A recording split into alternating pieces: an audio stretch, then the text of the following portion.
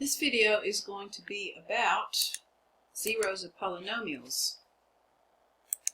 So let's start with the definition of what a zero of a polynomial is. So let p of x be a polynomial function.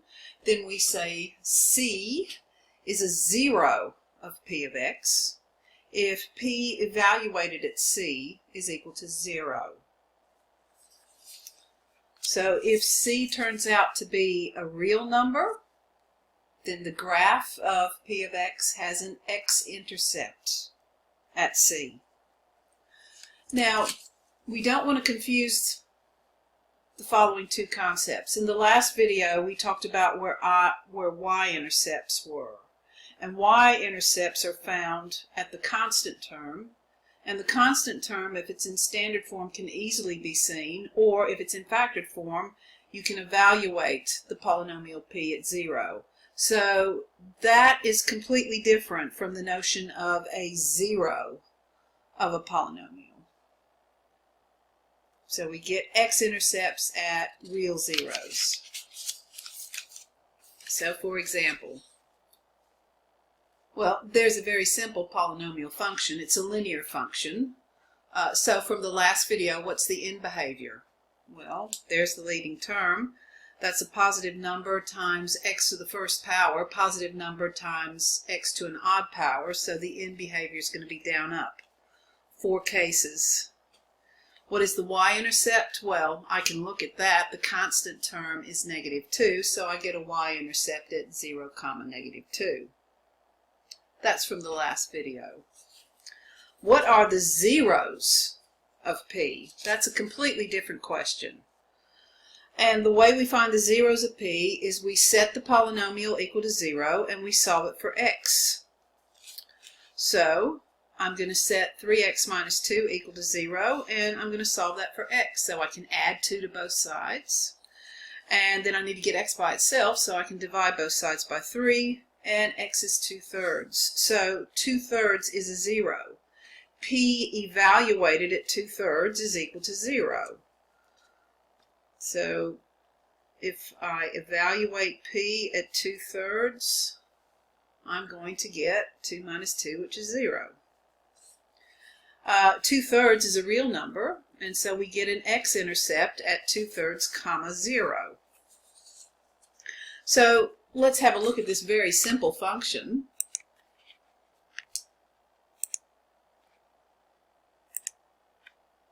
Okay, so I just put that into my graphing calculator and then pressed zoom 6. And we can see here it's got end behavior down up. It's got a y-intercept at -2. And it has an x-intercept at 2/3. So I can change the window here.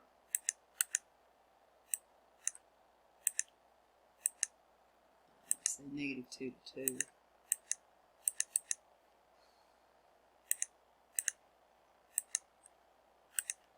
And then I can graph that. Okay, so it has a y-intercept at -2 and it has an x-intercept at 2/3 because 2/3 is a 0. And p evaluated at 0 was -2. Two different, completely different concepts. Okay.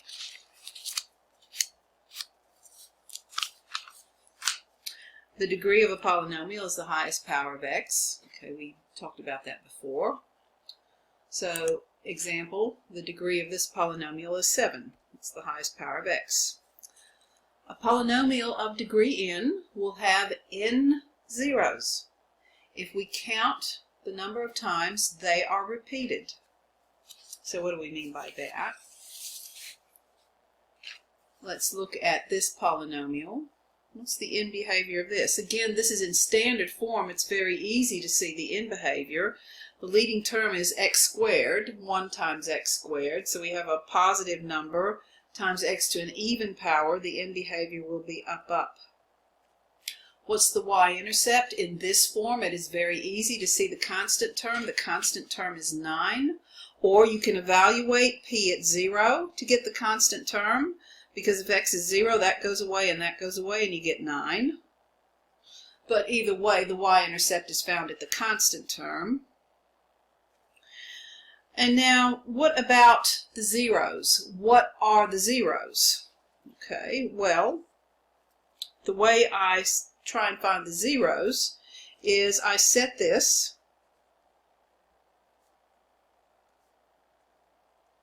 equal to 0 and I solve for x. Now that's a quadratic, and so we should be able to either use a quadratic formula to find the zeros, or we can factor it. Since this is x squared by itself, are there two numbers that multiply together to give us positive 9 but add up at the same time to give us negative 6? And yes, negative 3 and negative 3. Negative 3 times negative 3 is positive 9. Negative 3 plus negative 3 is negative 6. And so I can factor that. Now when I factor that, what are the zeros? Well, what will make this 0? 3 will make it 0, and 3 will make it 0. So I have a 0 of 3, and it's repeated twice. So 3 is a 0 of multiplicity 2. 3 is a real number. We will get an x-intercept at 3. So I can write that like this. So we have an x-intercept at 3, 0. All right. Suppose C is a real 0 of p of x, then p of x has an x-intercept at C. If C has even multiplicity, then the graph of p will touch and bounce back on the x-axis at C. If C has odd multiplicity, the graph of p will cross through the x-axis at C. So let's return to this problem. And what do we have here? 3 is a 0 of multiplicity 2. So we have even multiplicity, so the graph will touch and bounce back at 3, at the x-intercept 3. Okay. I have enough now to actually draw a graph of this. So what are my points of interest? I have a y-intercept at 9. And I have an x-intercept at 3. Okay, that's my leftmost point of interest. That's my rightmost point of interest. What was my end behavior? It's up, up. So at my leftmost point of interest, I'm going to do up. And at my rightmost point of interest, I'm going to do up. So I've got an end behavior there of up, up. Now, moving from left to right, it crosses through the y-axis at 9, but then it's got to come into contact with 3 at the x-axis because 3 is a 0. And what did we predict would happen? That it would touch and bounce back at 3. And so just from putting all that stuff together, I've been able to draw a picture of that. And now let's check it in our calculator. Of course, I've given a very simple example. But, you know, what if you get stuff that you can't easily see in your calculator? This is why you'll need these methods. So let's put it in the original form. X squared minus 6x plus 9. And actually, I won't do a zoom. Let's just graph in the same window it was last time. No, I will need to. I got to see where that. Take that to 5, and let's see what happens there. And I want to see where the y-axis, where the y-intercept is. Okay. All right, so that's what I predicted would happen. Okay, it has a y-intercept at 9. It has an x-intercept at 3. It touches and bounces back, and the end behavior is going to be up, up. Okay. All right, well, what about this? What's the end behavior of that? Well, you're going to need the leading term, and it's not written in standard form, is it? It's written in factored form. So to get the leading term, I'm going to multiply anything out the front times the leading term inside here to the power outside times the leading term inside here to the power outside. So my leading term is going to be negative 2 times x squared times x cubed. And that'll be negative 2 times x to the 5th. So I have a negative number times x to an odd power. The end behavior will be up, down. What is the y-intercept? Well, you need the constant term. If it's in standard form, it's very easy to see the constant term. If it's not, if it's in factored form, you're going to need to evaluate the polynomial at 0. So everywhere there's an x, you replace it at 0. So I'm going to have 0 minus 1 inside of here, which is just negative 1, and 0 plus 2, which is 2. So I'm going to have negative 2. That's going to give me positive 1, so I'm not even going to put it in there, times 8, which is negative 16. So I have a y-intercept at 0, negative 16. Now, what are the zeros of this polynomial? When it's in factored form, it's easy to see the zeros. So what are the zeros? Also, what is the degree? Well, the leading term is negative 2x to the 5th. The degree of p is 5. There will be 5 zeros altogether if we count them, the number of times they are repeated. So what are the zeros? I set that equal to 0. And I can see if x is 1, it's going to make the whole thing 0. Because that's a product there. If x is 1, that's 0. And so the whole thing will be 0. Also, if x is negative 2, that will be 0. But 1 is repeated twice. 1 has multiplicity 2. And negative 2 is repeated 3 times. So negative 2 has multiplicity 3. So my zeros, if I write down the number of times they're repeated, 1, 1, negative 2, negative 2, negative 2. And they total up to 5 zeros there. Now, what's going to happen at 1? It's a real number, and so we've got an x-intercept. Its multiplicity is even, so it will touch and bounce back. And what's going to happen at negative 2? Negative 2 is a real number, so we'll have an x-intercept at negative 2. Its multiplicity is odd, so it will cross through at negative 2. And now I should be able to draw a graph of this. What are my points of interest? Well, where was my y-intercept at negative 16? Where are my x-intercepts? I've got one at 1. And then I have one at negative 2. And now, what is my end behavior? End behavior is up, down. So at my leftmost point, I'm going to have an up arrow. And at my rightmost point of interest, I'm going to have a down arrow. Okay. Now, what's going to happen is I go left to right and I hit negative 2. Is it going to cross through or touch and bounce back?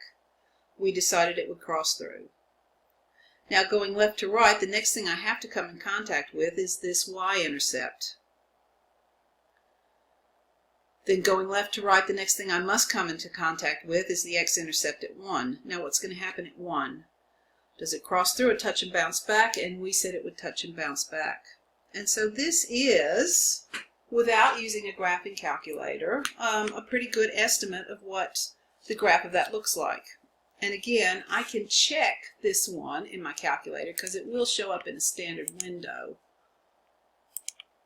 So let me come up here and clear that, then do negative 2, parentheses, x minus 1, all squared, then parentheses x plus 2, all cubed. And I'm just going to do a zoom 6. Actually, I might have to expand that. Okay, so I'm going to adjust this now. I'm going to take the x from -5 to 5. And I'm going to start the y minimum at -20. Let's see if that'll give me a better picture. That's good. Okay, so here's what I drew. And the end behavior matches up. It crosses through at -2. I've got a y-intercept at -16. And it touches and bounces back at my x-intercept of 1. So that's pretty darn good without having to use a graphing calculator. So I'm just using it to check. All right, what about this? Last one. What's the leading term? Well, if there's anything out the front, I have to multiply that through. Leading term of that times x to the first power. Leading term of that times x to the first power. Then leading term of that squared. Okay, that's going to be 3 times x to the what? 1 plus 1 plus 2 plus 2, so x to the 6th. So positive number times x to an even power, the end behavior will be up, up. What is the y-intercept? It's going to be the constant term, but this is not in standard form. This is in factored form, so I need to evaluate p at 0. So if x is 0, I have 3 times 0 times a whole bunch of other stuff. But it doesn't matter because I have a product and just one of the things in that product is 0. So I have a y-intercept at 0. The origin is a y-intercept. Okay, what are my zeros? Well, I have to set p of x equal to 0 and solve for x. So here's p of x.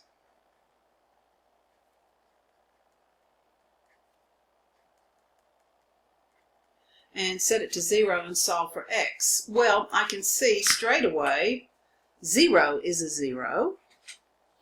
Because if x is 0, this whole thing becomes 0. So I have a y-intercept at 0. I also have an x-intercept at 0. So the origin. Also, I can see if x is 2, that's going to make that 0. And so the whole thing will be 0. So I get an x-intercept at 0. I get an x-intercept at 2. Let's skip ahead to this. I can see if x is -3, that will make the whole thing 0.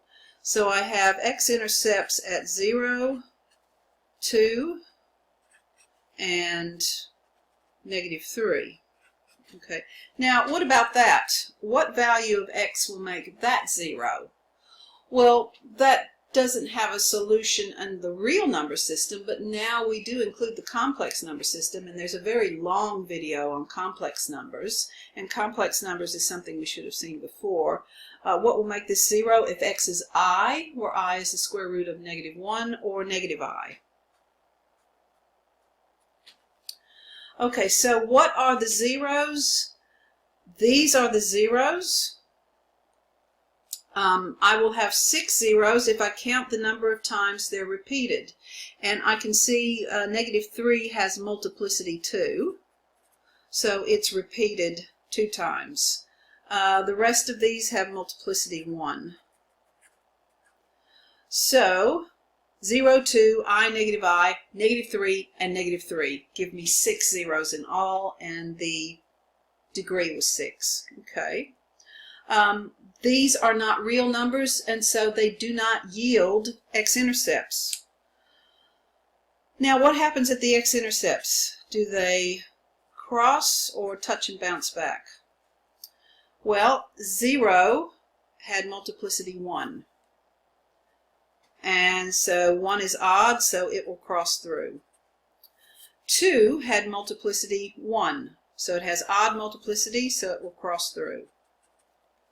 At -3, we had multiplicity 2. It has even multiplicity, so it will touch and bounce back. I have enough to draw the graph. So where is... Okay, I've got a y-intercept at 0. I have x-intercepts at 0, 2, and -3. Okay, those are all my points of interest. Now, what's my end behavior? The end behavior is up, up. So at my leftmost point of interest, I'm going to draw that. And at my rightmost point of interest, I'm going to draw that. So there's up, up. Now what's going to happen? At -3, so moving left to right, it makes contact with -3 and it will touch and bounce back. Now, where moving left to right, the next thing it must make contact with is the origin. So at some point this is going to turn and head back. Where is it going to turn and head back? We need calculus to get that. We have to take a derivative, so that will not be asked of you in this course. At some point this has to turn and make its way back. What's going to happen at 0? Is it going to touch and bounce back, or is it going to cross through? We determined it will cross through. Then moving left to right, it has to make contact with 2 on the x-axis. So at some point it has to turn back. And then what happens at 2? Does it touch and bounce back, or does it cross through? We determined it would cross through. And so I have an accurate approximation of what the graph should look like without having to use a graphing calculator. And that's the end of this lecture.